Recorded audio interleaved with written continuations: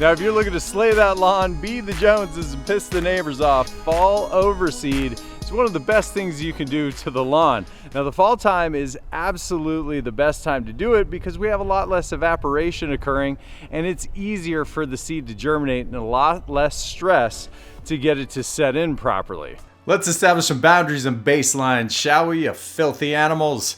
Number one, choose a grass seed that matches. The variety that you choose will set you up for overall health, longevity, and if it's prone to fungus. Running to your local hardware store and picking the cheapest grass seed isn't always the best choice. To help you through that horrible process of picking grass seed, I put some links in the description of the video that you can choose from. Next on the list is figuring out how much grass seed per 1,000 square feet we need to put down. My suggestion for bare spots like this one is between 4 and 7 pounds per 1,000 square feet. Now, truth be told, grass seed can get expensive, so if it's not in the budget to go 7 pounds per 1,000 square feet, drop it down to 4.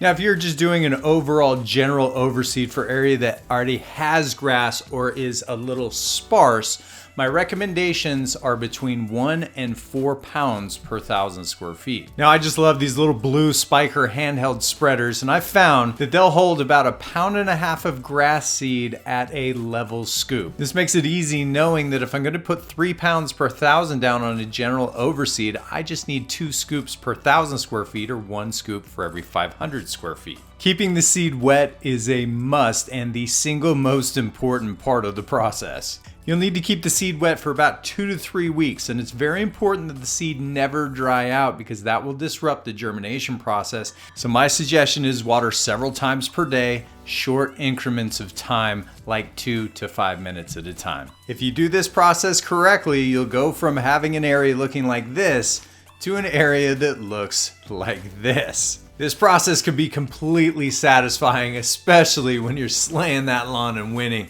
But if you mess it up, it's gonna make you wanna kick a baby seal. Make sure you spend the time, do the preparations correctly, and if you need to, visit my preparation tips for lawn overseeding. There's a link in the upper right hand corner. Now, another seeding approach that is very easy to do is by use of using a bow rake, your hands, and just throwing the seed down. Now, this is really easy to do because you're just gonna take the bow rake, which has the hard tines on it, and you're going to scrape the soil surface. Now, what this does for you is it lays little rows that the seed's gonna fit into. Then after that, you're gonna take the opposite end of the bow rake, you're going to lay it over top and lay the dirt back on top. Now, if you use this method, you're gonna have to use a little bit of caution because if you fold the dirt back over too aggressively, you're gonna wash the seed out. Now, soil compaction after that is the #1 key, and I commonly just step on the dirt to provide that compaction. When it comes to bald spots or areas that are dead, it's important to clean out all the debris. Now, in these type of areas, we're gonna switch over to using what I would call a patch kit. You have a couple of choices. You can make your own. I use 50% soil, 50% sand or peat, and then I use the appropriate amount of grass seed. After you complete putting all 3 of these items together, you're gonna simply mix them into a slurry. Now, I put this makeshift patch kit down at about 1/8 of an inch thickness. After I put it down, it's very important that you take some additional topsoil and put it on top. This helps hold the water in and also keeps the birds away. If you don't want to make up your own patch kit, check out the patch kit John Perry used. Super simple to use. It's called TurfMend. It's an all-in-one product that contains both soil and peat moss and also has a specific blended Barenbrug grass seed inside of it, which is a win-win. The best part is you take it out of the bag, you apply it, and then you water it. It's that simple. When it comes to project lawns and lawns that are sparse, or if you just simply want to introduce new seed into your lawn, lawn aeration might be your best bet. There are a few cons to using this process. The #1 issue is cost. You'll end up spending somewhere between $45 and $90 for the average rental for an aerator. And if you get lucky and have one of the neighborhood kids passing through, you'll spend somewhere between $35 and $45 for the average lawn. Now, this has been a recommended process by Alan Hain, the lawn care nut, but he's very open to telling you that lawn aeration will kick your trash if you're not used to doing it. Is we're going to make sure that we do traditional mechanical aeration overseed Milo starter in the majority of the lawn here. this, what is that, mosquito? Yeah. Now, I personally ran these machines for over 12 years, and there's a lot of technique to it. Long story short, if you've got somebody that can come over and do the aeration for you, even better. Not only will it save you some time going to the rental shop to and from, but more often than not, it's going to cost you more to do the rental than it would to have somebody in your local neighborhood do it. Whether you do it yourself or have somebody do it for you, there's a couple of things that you're going to want to understand. The number one name of the game is seed to soil contact. So you don't want to pull the plugs unless you're going to replace the holes with some additional dirt. The other thing is the more plugs you pull, the better seed to soil contact you're going to have. Now, I would recommend that you do a minimum horizontal pass and a vertical pass, and if you can get the guy or get yourself to do 3 passes, even better. Now, this process is pretty simple. He takes the machine away, you get to do the fun part, and that's drop the seed. There's only 2 steps: aeration, drop the seed, then water. Now, Ginja's preferred method of overseeding is using my Scarifier. If you're looking for a good excuse to spend some money on some lawn equipment, I highly recommend this Sunjo dethatcher and Scarifier. Now, this machine commonly runs between $150 and $250 online, but keeping in mind, it will pay for itself if you go rent a lawn aerator or a dethatcher 2 times. Absolutely love the Scarifier when overseeding. It digs a rut about 1/4 of an inch deep, which is perfect to get the seed into. Now, the downside is you're gonna have some debris that you're gonna need to clean off.